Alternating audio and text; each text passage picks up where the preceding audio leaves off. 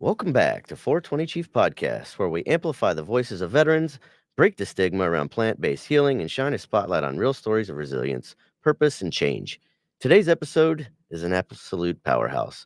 We're joined by Will Wisner, Executive Director of Grunt Style Foundation, a national nonprofit that's doing real work to fight for our brothers and sisters in arms, from tackling mental health and homelessness to helping with transition support and food insecurities. The foundation is walking the walk when it comes to supporting those who served.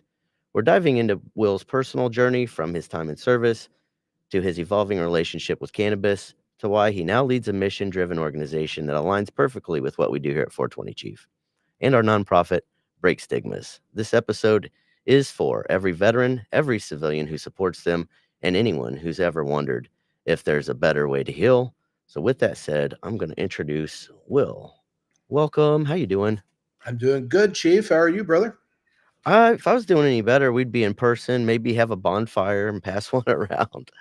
Not too far apart, as I understand. I guess you're out of DeSoto here, so you're about 25 minutes as the crow flies that way from me. Yep, not far. My daughter actually cheers in the town where your all studio is, so I have to go there a couple of times a week anyways. Awesome. Well, swing by, man. We'll do a podcast.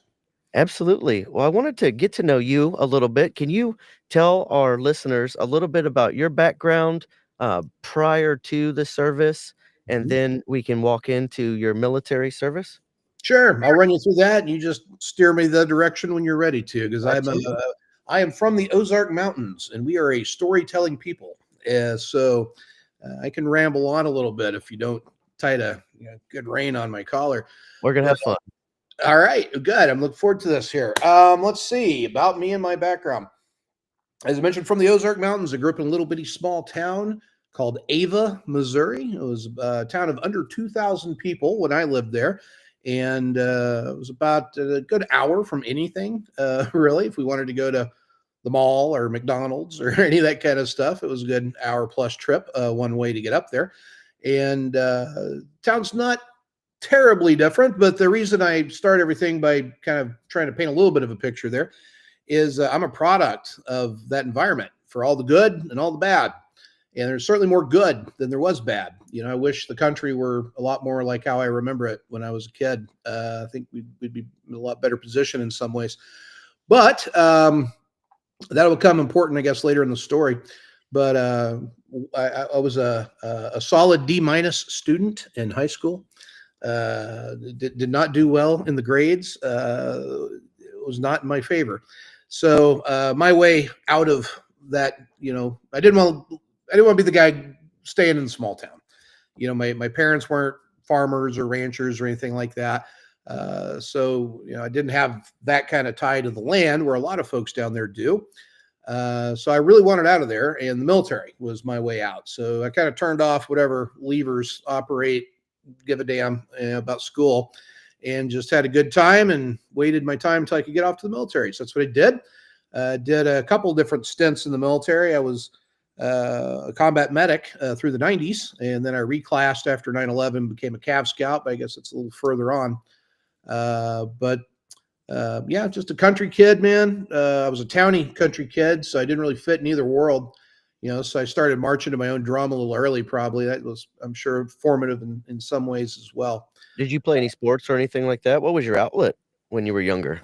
I did. I was a good athlete, believe it or not, once upon a time. I was big in track and field. I was a sprinter, and I was also the running back for the Ava High School Bears. And it sounds impressive to anybody until you realize that every kid in town that wanted to play was a starter and got to play both ways, both offense and defense, or else there wouldn't be a game. Small school. Yep. Yeah, I myself graduated from a small town in Missouri, 32 people in my graduating class. So there was a lot of kids that never came off that field. Oh, wow. Yeah. Yeah, it's a thing. Yep. But I guess my other outlet, I was, because I kind of was the kid that didn't really fit into any of the worlds down there. My dad was actually a mortician and didn't own his own funeral home. He worked for a funeral home. So we were as poor as everybody else in the county, really. But that it kind of excluded me away from the country kids, even though starting sixth grade up, I was out in the hayfields, bucking bales. That's how I was earning money when I was that age.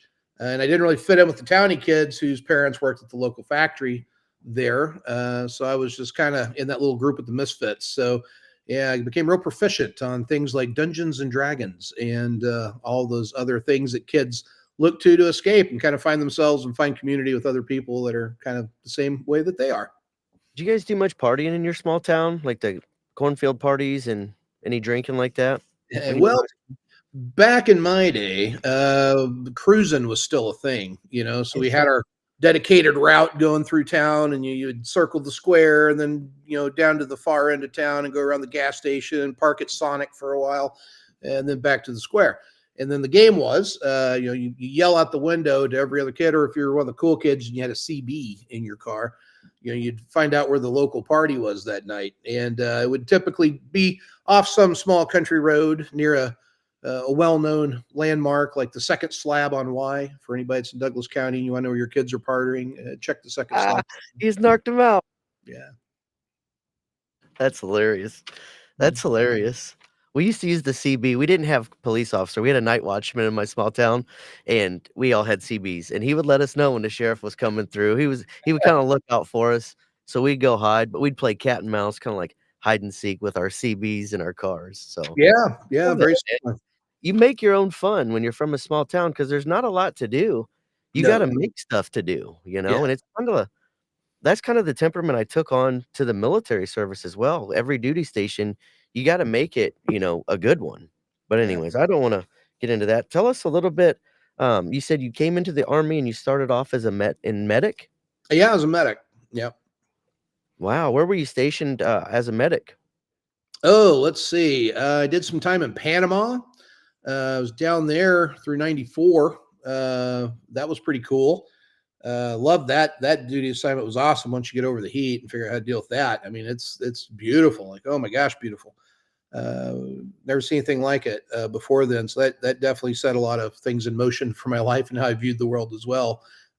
Just seeing how exotic and magical the world really is once you step out your front door, so to speak. But I did 3 years at Fort Drum up in 10th Mountain Division. I was a medic there. I did one tour over to the Multinational Force Observers in the Sinai Peninsula. So we spent some time in Egypt and Israel. So got to do all the cool things. That was back before 9/11. So that was when they were doing really wild shit. Like, hey guys, we got passes to go to Cairo this weekend. Who wants to go? Private Jones, Private Smith, and Private Wisner. All right, yeah. So yeah, that was an adventure in its own those days. Got to do all the cool stuff, see everything in the Holy Land, see all the pyramids, little river cruise down the Nile, all that stuff. So that was pretty awesome. But that was my time as a medic. I got out in '99 and did a short stint over to the National Guard, and then was out. And then 9/11 hit, and I came back in. Okay. So when 9/11 hit, you came back in, is that when you reclassed and you came back in as a cavalry scout? Yep, yep. Which is Okay. ironic. I was actually a scout platoon medic up at 10th Mountain Division. So all the infantry battalions always had a scout platoon that kind of act as their lures. It was kind of the formation back then. And so I was always at the scout platoon. And then whenever I flipped over and just became a scout, then I picked up extra duty, I guess, in a couple of MASCAL type situations over in Iraq. So it came in handy. Okay. And do you wanna run us through some of your duty stations while you were with the, cavalry Okay. scout? Yeah. Yeah, I did a year up in Area 1 on the DMZ at Camp Gary Owen in South Korea. So that was a lot of fun. I know that stuff no longer exists up there. I think all that area has been turned over to the South Korean Army now. But I did a year over there, came back to Fort Knox and was cadre at the Scout Leaders Course there at Fort Knox. And then from there, I went to 3rd Infantry Division on Kelly Hill down in Fort Benning, Georgia. And so from there, I deployed over to Iraq with OIF 5, which was 2007, March 2007 to June 2008. And then I pretty much got out of the Army when I came home after that. Okay. Wow. You kind of all over the place. You really did get to see the world, That's one of the reasons I joined. I saw a lot more water, but it sounds like you came in during a time where you could actually see quite a bit. That's phenomenal. Yeah, It's and it different. was back before all the dumb shit. Like we didn't have reflective belts to keep you safe. And we didn't have, none of that nonsense. But, it was just our getting in trouble back in the 90s meant something. You know what I mean? Like it was a little different after 9/11 hit. They fucked up the whole military experience for everybody. Yeah, they did. They really did, man, because I got in trouble for not having my reflective belt. I mean, you couldn't even get into base if you didn't have it. It's like, what am I supposed to do? They're like, your CO has to come down here and get you. It's like, we're coming back in from patrol. They're like, we got to wake them up and Yeah, over a fucking reflective belt. yeah. That's the real thing. We need to get the guys at Doge to start digging into all the policies as well as the expenditures going on in the country to find out why we waste so much man hours over dumb things like PT belts. One thing at a time. They gotta focus their code. Anyways, let's talk a little bit about your, acclimation back from, transitioning from military because you did 16 years, 10 months in the Yeah, Army yeah. and then transition back into civilian life. Can talk to me a little bit, about that? About the transition? Yeah, yeah, absolutely. Oh, yeah. So at the time, I thought I was doing it pretty good. In hindsight, with the benefit of wisdom and some years under my belt, I realized just how bad of a time that really was and how dangerous of a time that probably was for me as well. Uh, I didn't know what depression was. I didn't know a lot of different things in that whole arena of mental health. So I just knew it was normal. And like I said, I was out in the hayfields when I was in like sixth grade, man. So I'm out there bucking bales. I grew up in that environment of, this is hard work is what you do. And you don't bitch and, you get it done. And so that was kind of the tool set that I had when getting out of the military without, one day you're here and the next minute you're out and, like they used to say, I don't know if it's still true now, the TAP program, when we transition assistance program, it just really meant, they tap you on the shoulder and say goodbye, as you're on the way out the door. And that's about as prepared as what I was. So coming out, had to figure out a lot of the things and got a job as a medical equipment repair tech. And so that's what I was doing. I was running around the country fixing patient lifts and hospital beds and those kinds of things. So that's what I was doing for work. Now, what I didn't tell you is that during my 15 months in Iraq, I spent 12 of those months in the Al Tawatha nuclear complex, which was Saddam's nuke reactor. And if you remember back before the war, when they were hunting the weapons of mass destruction and all that, you'd see the guys in the hazmat suits and all the stuff coming out of that big sand berm looking for those nukes or whatever they were digging for. That we lived out of that. We turned that into a combat outpost. So Yeah, you weren't living in it in your suit either, were you? no, no, it was not. And we knew it was probably not a good idea to put a cop right in the middle of a nuclear reactor facility, but we did. And so I knew it wasn't going to be good. When I came home, I was really nervous about that. And sure enough, my health got very sick. It went downhill bad. A lot of the guys in my platoon, weird cancers, different neurological problems. Some of them aren't here anymore. I mean, it was serious stuff, man. And I knew that was, likely something that I was going to have to deal with myself. So, I was always conscious of that. But it hadn't hit yet at that early time when I first got out. So I was really throwing myself into work and not taking care of myself. Because I was a repair guy working at different facilities, I was alone all day. So my day would generally start around 6 in the morning. And a lot of evenings, it would not be unusual for me to come in at midnight just because you're covering a territory. So I had like all Missouri, southern half of Iowa, and the southern half of Illinois. And you could be, anywhere in that range at any given point. But that took a toll. And it wasn't too long before, I really started manifesting a lot of problems. And, then I also had my personal life problems. I had, a failed marriage and kids, that I was trying to play a role for and new relationships and just, I just checked out, man. I never really came home from Iraq, I guess. I just was numb. I couldn't feel anything good or bad. And that was a problem. And yeah, and you said you were working by yourself all day too. I Right.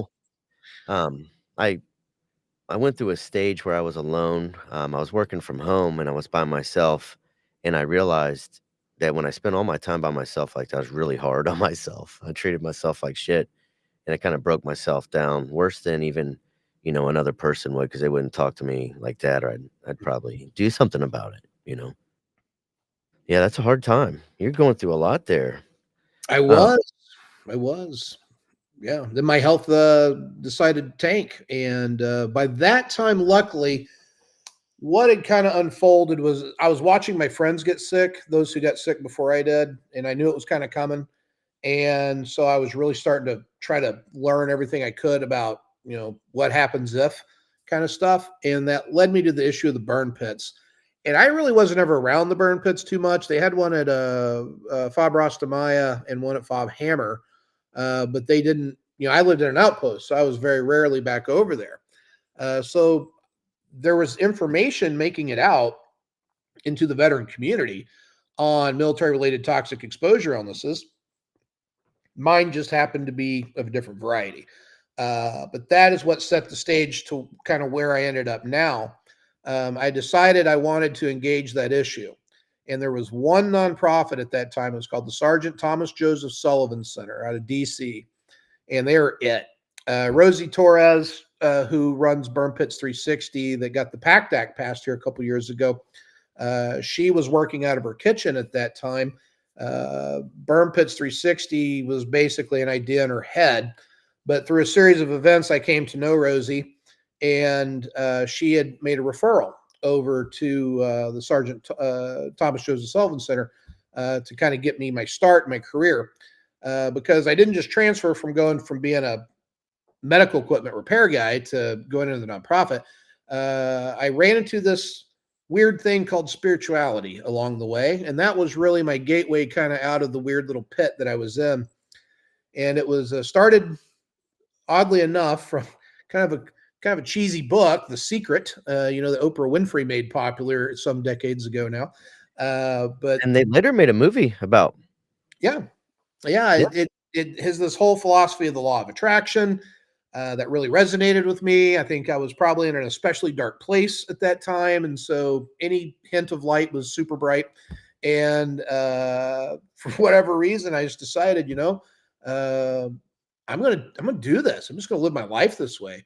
So I literally quit my job and I went and I enrolled in college, which I was terrified of because again, I was a solid D- student in high school. And Right.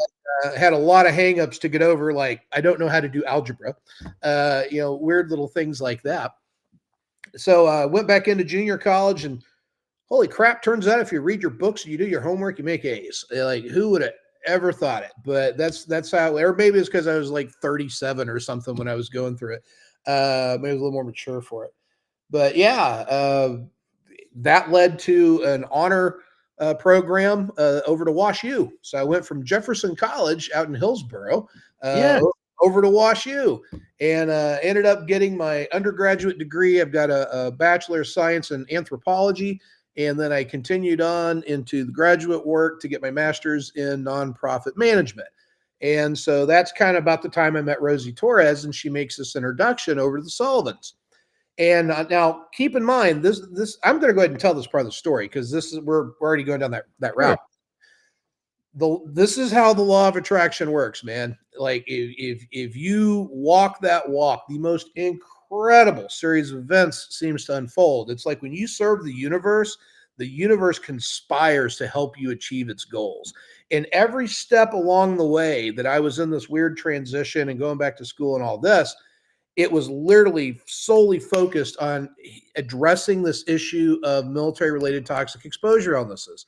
That's what led me back to school. And just by chance, then all of a sudden, hey, if you're in the honors program over here, you can get into WashU. And so I went to WashU. And oh, hey, just by chance, you have the perfect amount of credits to apply for our joint bachelor's science, master of arts program, where your bachelor's degrees classes can count as your extra supplemental classes over here on the master's program and vice versa.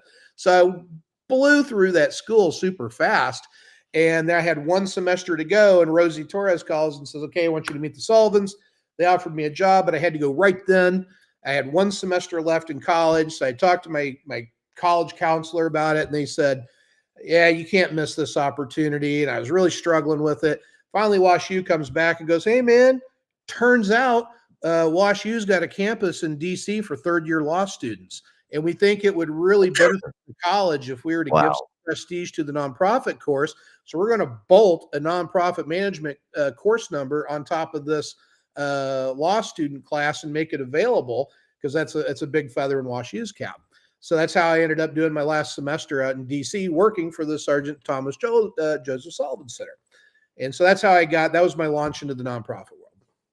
Just one thing after the other, and I love that you had mentioned it was a book that caught your attention because that got you into spirituality. I can say the same thing, but for me, the book was Erroneous Zones by Wayne Dyer, and I didn't know what that meant, but it caught my attention, and at first, I learned about worry, like, it's pretty pointless to worry, and then guilt, like, you can prevent guilt by living the right life and then taking the right steps and trying to improve, and I was like, it really was a life-changing experience from a book, and so thank you for saying that. The Secret, I have not read that one. I did see the movie on it, and I had my kids watch that one. It was a pretty good film that kind of explains it, so Yeah, it's a fascinating concept, man. I mean, to cut through all the mustard and for the benefit of anybody watching that doesn't want to take the time to read the book, it's really just as simple as this.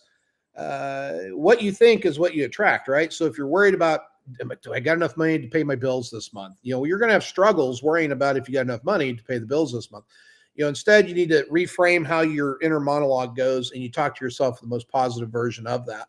And if you set a goal and then you just believe with all your heart, that's where you're going. But don't even think about it in terms of let it consume you, but believe it. And then start taking the action steps that are necessary to get to that point. And if you're following it correctly, these things just line up seamlessly, man. Just on point. It's fascinating. it really is, and it's funny, it's not exactly the way you think it's gonna look. You just kinda have to have a little bit of faith and go with the flow and put in the work day to day, and I think you'll see if you get off track a little bit, life sends you little reminders and then shoop, back on. So, that's amazing. That's absolutely amazing that you fell into that. You went to school, you found the employment, Washington, University was able to work with you, and that led you into Grunt Style eventually. Well, yes, and that's more law of attraction. So from the Sullivan Center, I realized I didn't know how to fundraise, and that's I had the curriculum in school, but man, having a class on it and doing it, that is two different things. So I needed to get that nailed down, and I also wanted to come back to St. Louis because there's not enough money in the world to make me live in DC again. But so Yep. we had losing my train of thought. Coming back. So turned out I applied to this consulting firm called CCS Fundraising, and they're the largest nonprofit fundraising firm in the world. I mean, they're the big dog. And a year at CCS is, they say, about the equivalent of 5 years in a development shop in any other normal nonprofit. Turned out Wow. yeah, absolutely. Big gun stuff. They have an office in St. Louis just by chance. And just by chance, they had just stood it up. And just by chance, they were hiring somebody. And I applied for it and got it. And so that set me off, and I learned how to fundraise. I see a comment there. DC is better than Baltimore. Yes, most places are. So anyhow, we ended up out in St. Louis doing the fundraising gig. Meanwhile, I'm working with Rosie Torres on this issue of burn pits, and we're starting to build what was to become the PACT Act. And we'd made a lot of progress, but Congress and the big VSOs like the VFW and American Legion and all that were telling us at the time, look, you got to go out and build systemic momentum in order to allow everybody to engage this issue, because nobody understands what it is. A lot of the big VSOs didn't want to get involved. It's not sexy. You can't fundraise on it. There's no missing limbs. There's no blown off legs. It's just some fat, poor, old veteran guy that looks sad and is, probably got 17 different forms of bizarre cancer, growing inside of him, but no one wanted to talk about that.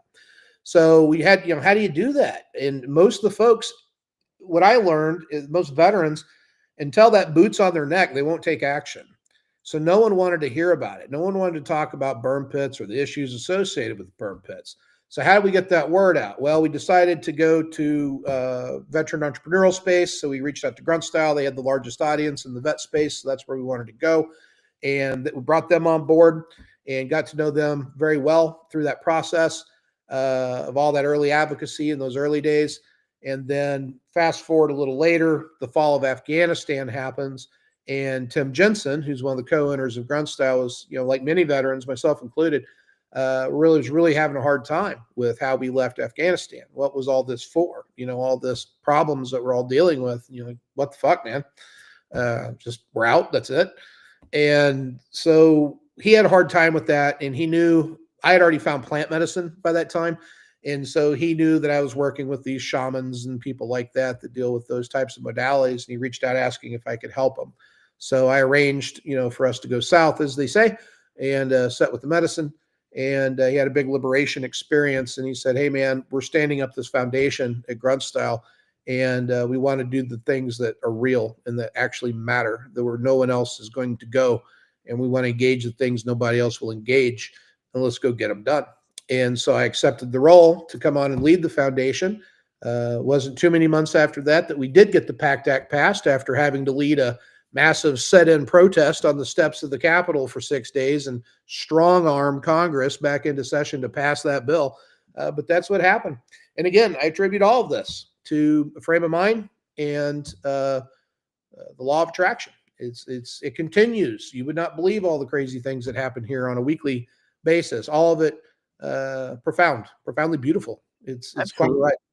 And you'd mentioned plant medicine as healing. Can we back up a little bit and let's talk about your introduction? Because your introduction is quite the opposite as mine. And I found that amazing. Let's talk. Can you talk us through that? Sure. So I was getting sick. I had ran through the gambit of the pills and all that stuff from the VA, survived that gauntlet. I was still trying to figure out, I knew I was toxic, and I was trying to figure out how to get these toxins out of me.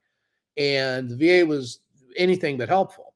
And even though I was excelling, because I was going to graduate school and all that kind of stuff in those days, as dark as what it was, I was still, perfect grade point average, got the Dean's Award, the University Award, all that kind of stuff. And I was excelling in that area. It was something I'd never done before. So that felt cool. And at the same time, I was terribly off the rails. So how you can be both, how you can be a functional train wreck, as they say, you're a functional alcoholic or whatever. How you can be a functional train wreck, I don't know, but I was. And finally, plant medicines came onto my radar. I was already starting to hear rumors and stuff because I was already networked into some pretty interesting circles by that point, just through the nonprofit stuff before Grunt Style. And had heard all these stories of these guys going south and sitting with these witch doctors and drinking a magic potion that, heals their problems. And so I was able to engage that, and entirely changed my world. I'd never even so much to smoked a joint of marijuana before in my life. Before that, never was a big drinker. But so my first real introduction to altered consciousness was grandmother ayahuasca. So I went definitely into the deep end. You dove right in. You didn't mess around. I know, it was for myself, the cannabis, when I realized that it was helping me and it was safe, it made me feel comfortable enough to try, psilocybin. It made me comfortable enough to try the ayahuasca, and with every experience, every psychedelic experience I've had, I've gone in with intentions, and I've walked away with some type of change, some type of lesson, and I've learned that I'm learning every day. Every time I talk about it, every time I rethink about my experience, it brings me awareness to something else in my life. And so for me, I don't want to say that it was a gateway. Rather, though, it made me realize that this was absolutely safe. I'd been lied to about it, and I'd heard other stories of healing through this medicine that I felt comfortable enough now to try because I'd had my own experience. And when I felt comfortable. Same thing with the mushrooms, except for that was even more life changing. That made me see things in a different way of life altogether and completely changed my perception on reality. Then I was like, well, ayahuasca couldn't be couldn't possibly be that bad. So it made me realize that it wasn't dangerous. I think that if it's done at the responsibly and in the right setting, it can be absolutely healing. And I don't think that it's for everyone. I certainly couldn't recommend that to everybody, but I think if they're in the right frame of mind and ready to actually make a change and heal, like you said, any little bit of light for you was Right. bright. That's Um, right. you Yeah, were ready. ayahuasca is not for everybody. It is not. There are a lot of contraindicators, even approaching that medicine. But for those that are called, and you'll know if you're called, believe me, you will know. Uh, it just somehow finds you find that opportunity, and it's carefully screened. The people that now there are, I don't know who in the world want to do ayahuasca for fun because it's about the most miserable thing you can do in your whole life, but it's also the most beautiful thing you can do in your whole life. So there's that weird duality going on again. But yeah, it's not a right, it's not a recreational drug. Nobody's going to do that stuff for that purpose. But there are some people that are starting to pop up here and there that are plastic shamans or wannabe gurus or however you want to play in witch doctor that have no business serving that medicine. So if ayahuasca or any of these big gun modalities like that, you really got to vet them. You really got to vet that practitioner. You need to learn as much as you can about them because stuff is not a game. And educate yourself because it's not just about experiencing. You need to diet, you've got to get the right mindset. There's a lot that really goes into that to take full advantage. I have heard of people that wasted an entire experience because they didn't even diet correctly and then they couldn't keep it down.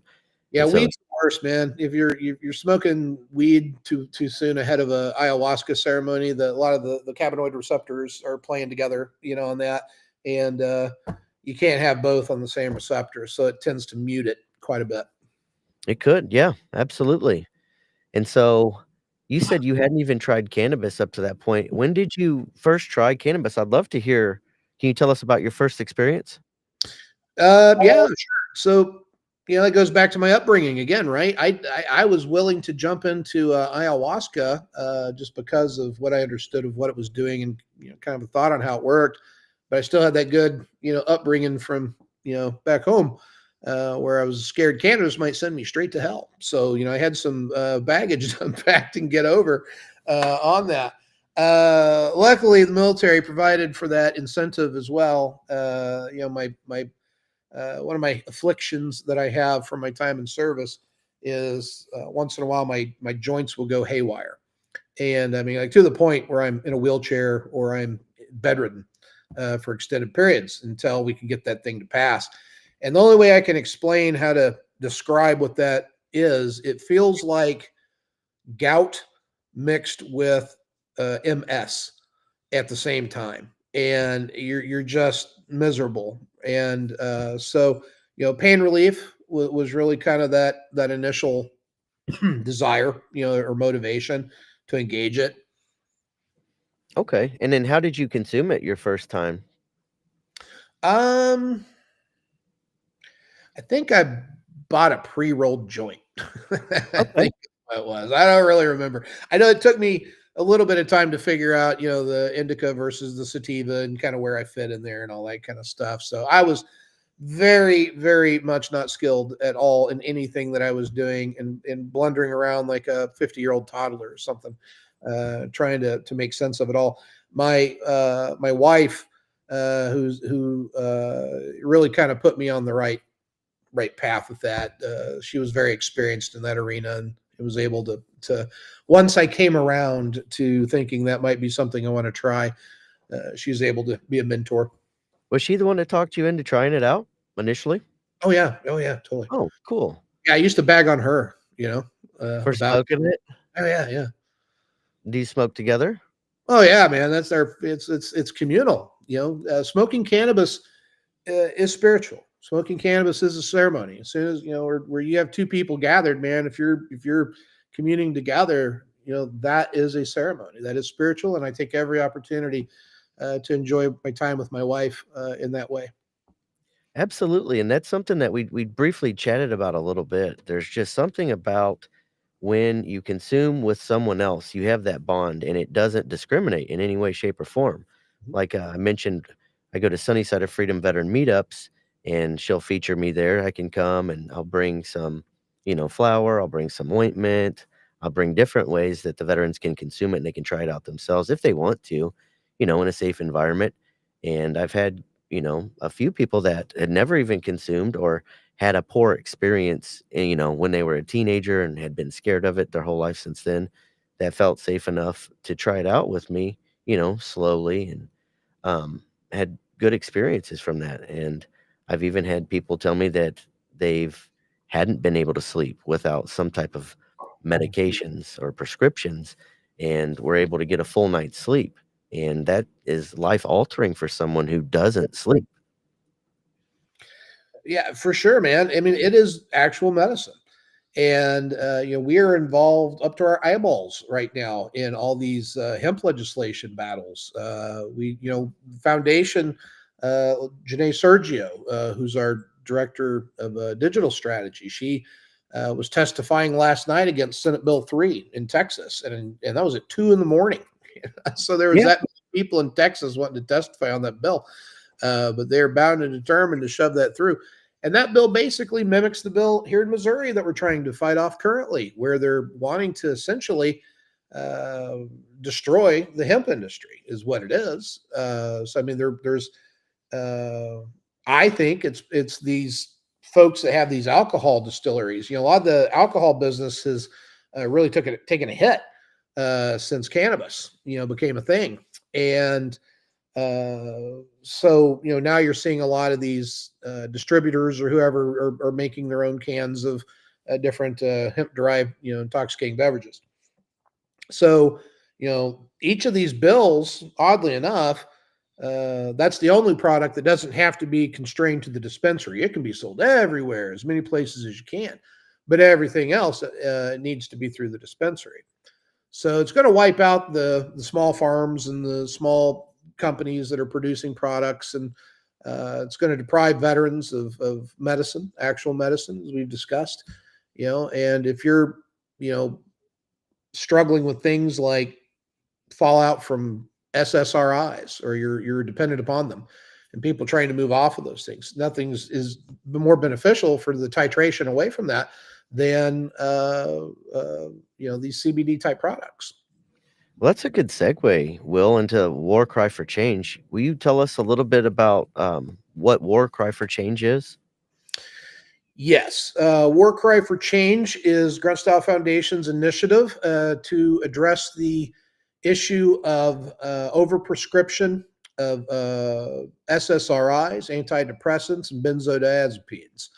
There's a lot of startling facts I can share with your audience. The first one being 68% of all veterans in the VHA, or the Veterans Hospital, as we think of it, 68% of all of those veterans have been prescribed these SSRIs, benzodiazepines, and antidepressants. Well, the primary side effects is increase in suicidal ideation.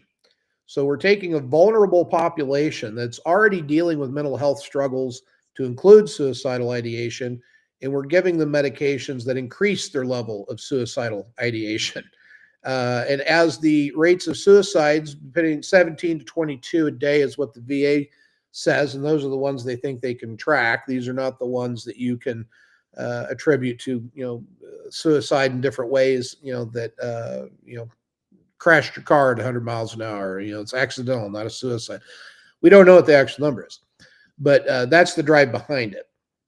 So there's a lot of devastating side effects with these things that no one's ever told about, like the chance for permanent sexual dysfunction. That impacts a significant number of people that are on these types of medications. And I guarantee you that doesn't do much for your mental health, or fighting off suicidal ideations if you're in that boat. So what we're asking for is informed consent. Basically, if you go into the VA and your doctor wants to prescribe you this thing, he's going to damn well sit down and explain to you what all the potential side effects are. They're going to look at what other medications that you are on, and they are going to discuss with you how these drugs are expected to play together and what side effects that may present.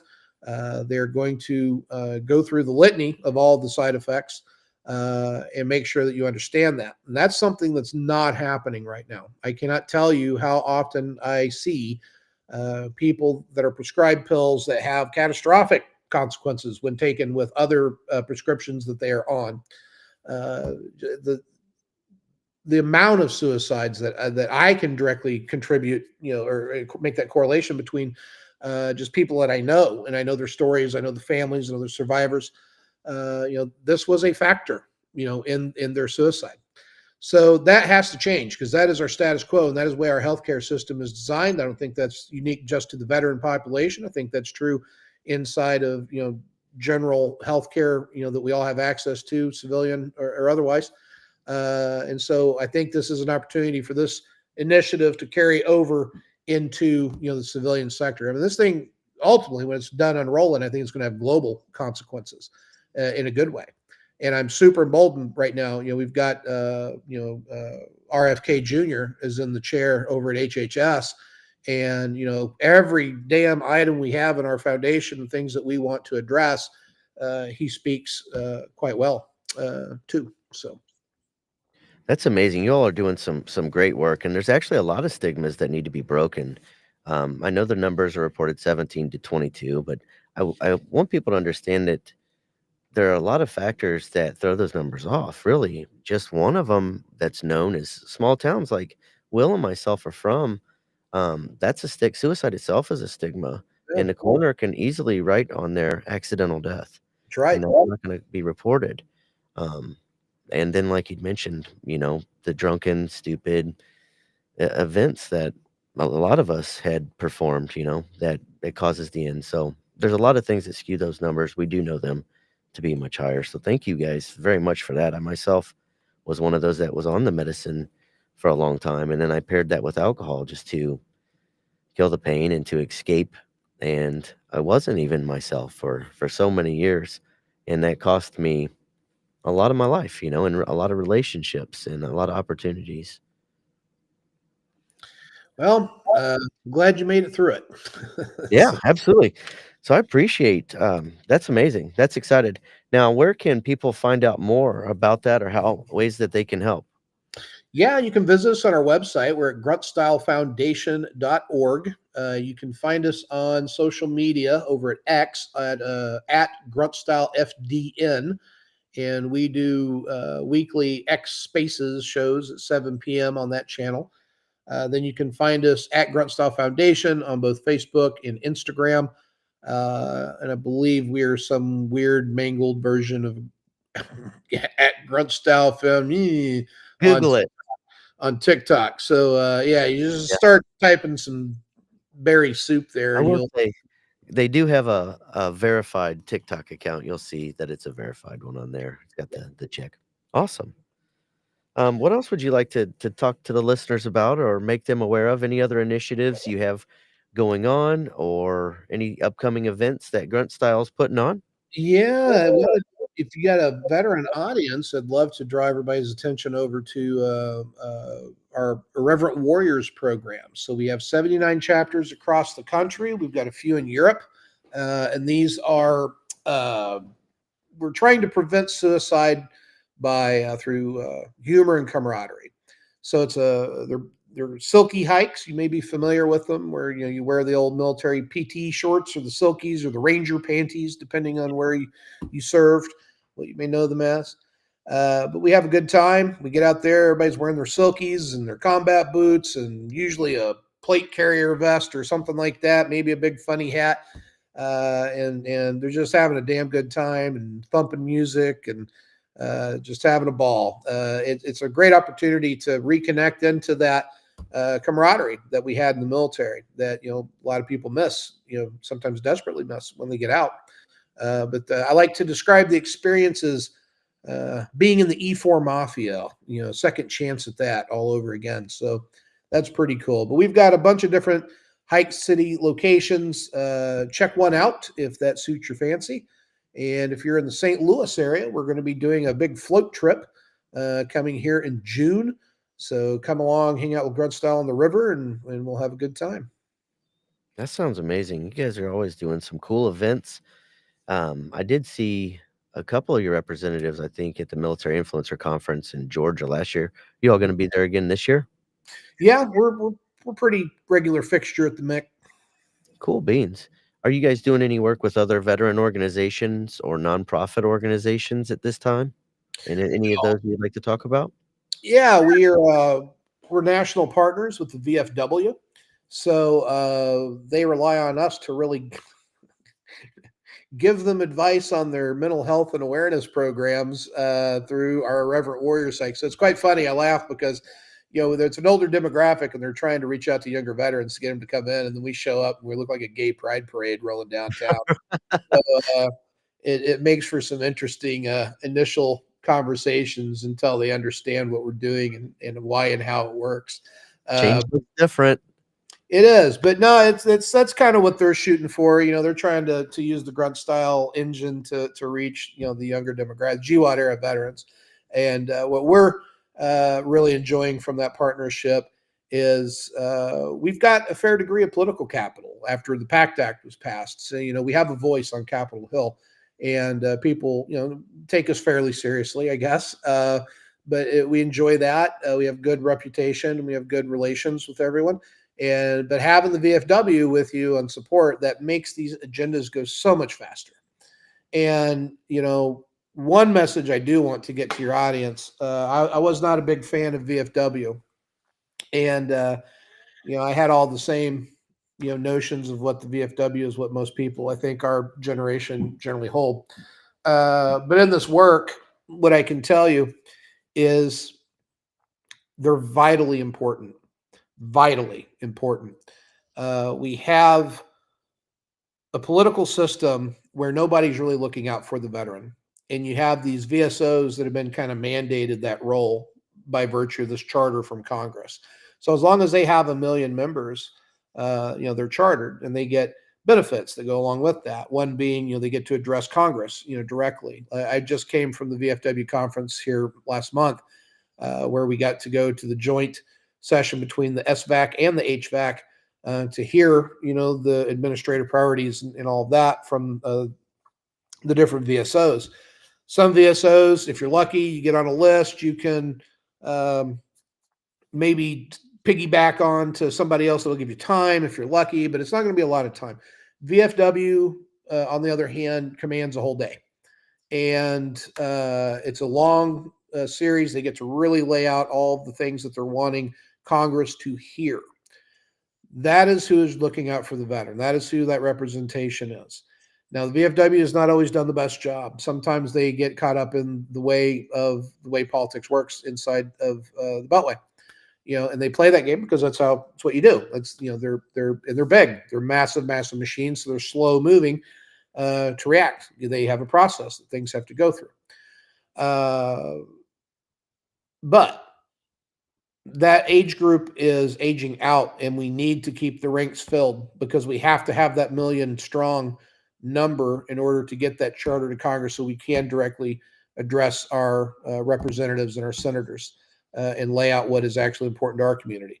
And that means that, even if you don't go to your VFW post, if you join, that counts. That's important. I encourage everybody to do that. And I also think if you'll take that step to kind of take that organization, as awesome and storied and historic as what it is, and get involved, we can shape this to whatever we want, right? We can make that organization represent us the way that we want it to be represented. We can engage it in the way that we want to engage it. So that's my pitch. If you're not involved in the VFW, get involved. Thank you It's, for that information. yeah. Anything else? Well, actually, I do have one question. I'll close us out here, but before I do, I would like to ask you, Will, if you have any words of advice to any of our veterans who haven't tried or even considered plant medicine as an alternative healing. Oh, for sure. This is what I would say. We give a lecture as part of our program called The Spirituality of Cannabis. And this has become quite important to me, and this is how I engage with that plant. Um, Anything can be spiritual or meaningful, if you put intention behind it. And and I'm not saying that you treat marijuana like it's going to church or something like that. That's not what I'm saying. I'm saying learn to connect to the spirit of that plant. It has a lot to offer. It is a master teacher and it is a master healer. And if you can learn to commune with that plant, it will speak to you. You will speak to it. As the chief was saying here earlier, there's an energy that forms when there's more than one person involved, right? Uh, there's energy that's formed even when you're an individual. It's just with the plant. When you bring other people in, it magnifies that. It becomes even bigger. So we need to treat this medicine for what it is, and we need to have reverence for it. I would encourage, if you're a veteran and you're wanting to look at this stuff for medicine purposes, explore the spiritual benefit side of it as well. Keep in mind, this stuff has a stigma, has a bad rap. That's because it can lead people, to engage their not best tendencies. So if you're that person that's likes to come home, smoke, watch TV, and unplug, and that becomes your existence, redefine your relationship with that plant. It's okay to engage in those kinds of activities, involve the plant in it, involve it meaningfully, commune with it, pray with it, let it teach you, let it guide you, let it heal you. And that sounds like a weird concept when you're talking about smoking weed. At least it can. But the way, the path to get there, to really feel it, even if you hear the words and you don't understand what I'm saying, try this. Like, shift your perspective just a little bit. If you've got how do you store your marijuana? Is it in a baggie? Is it in your cupboard? Is it sitting on your table? Is it in a shoebox? Like, where are you keeping this stuff? Treat it with the reverence that it deserves. Give it its own home. Make it someplace special. Set it on your family altar or on your mantle above your fireplace. Give it a place of honor. When you go to smoke that plant, set an intention into it. What am I wanting to get from this session? Am I wanting to go inward and learn something about myself and work on my healing journey? Is this something where I want to relax and unwind? Is this something where I want to commune with friends? Set that intention. That's your prayer right there. This is what I want this to be. When you light that joint, or you pull that first toke from a bowl or whatever, set that intention inside of you. Before you inhale it, hold it in your mouth, set your intention, give gratitude, boom, blow that smoke up to the creator. You've set your intention, and then enjoy the ride. Enjoy that smoke session, enjoy that time with your friends, commune with that medicine, let it teach you, let it heal you. And that is a good way to work with this plant. Very well said. And same can be said for different consumption methods, whether that's your edible or whatever. You can make it ceremonious to you. And same thing, set your intention. And the only thing I would add to that, honestly, is educate yourself. If, like you'd mentioned, if you suffer from anxiety, there are certain strains that will amplify that. Talk to your bud tender, check out my Yeah. book, Strains for Pains. It tells you different terpenes and what's good for what. So then you can use that to document it. But I want to say thank you so much, Will, for taking the time to talk to us today. This was very educational, it was very informative. But more than anything, I'm just so proud of you for coming on, sharing your story, and all the amount of work that you've done since you went to school. Like, you've been working on a mission. You're not just talking about it, you're actually doing it. And when our listeners hear this and they hear, oh my gosh, I've heard of Grunt Style, but I haven't heard of like the Pact Act. Like, you were doing all this work behind the scenes. I think that it's imperative for people to know, it's a lot of work behind the scenes, Oh but yeah. there are really people out there trying to making big changes. Even with Janine, you said, right, on the podcast, and going down to Texas and Yeah. speaking in front of Congress. These are people that are taking action and really doing things. So thank you so much for sharing that with us, and just being another tool. I just want to tell you, Chief, every person in our foundation but one person, but everybody else is a combat veteran. Everyone else is on that plant medicine path.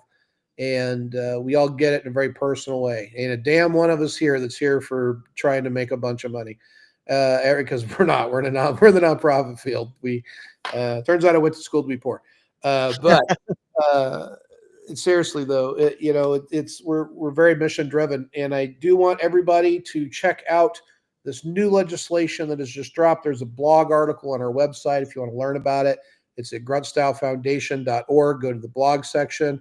It's the article's entitled something like "Support Doug Collins to Get This Done." But what it is, there's a bill that dropped this past week that is going to designate 5 VA hospitals as centers of excellence where they're going to be providing care using psychedelics.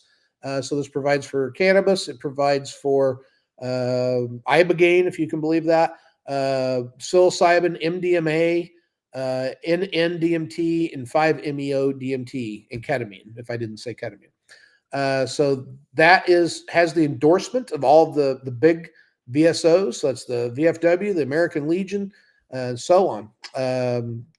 They have the right sponsors, both it's bipartisan, both on the right and the left. But yeah, head over to our website, check that article out, and then contact your representative or your senator and tell them that you want them to support that bill. Because I tell you what, we can change an awful lot of things in this country in mighty big ways if we can crack this can open. Absolutely, and you've actually just inspired me. I did post on my website at 420chief.net. If you're a veteran, you go into the forum. I did post a document in there from the VA that tells you that, you are able to discuss cannabis consumption with your doctor and what they are allowed to do and not do, but you most certainly are allowed to consume. They just aren't allowed to prescribe it with you. So check that out.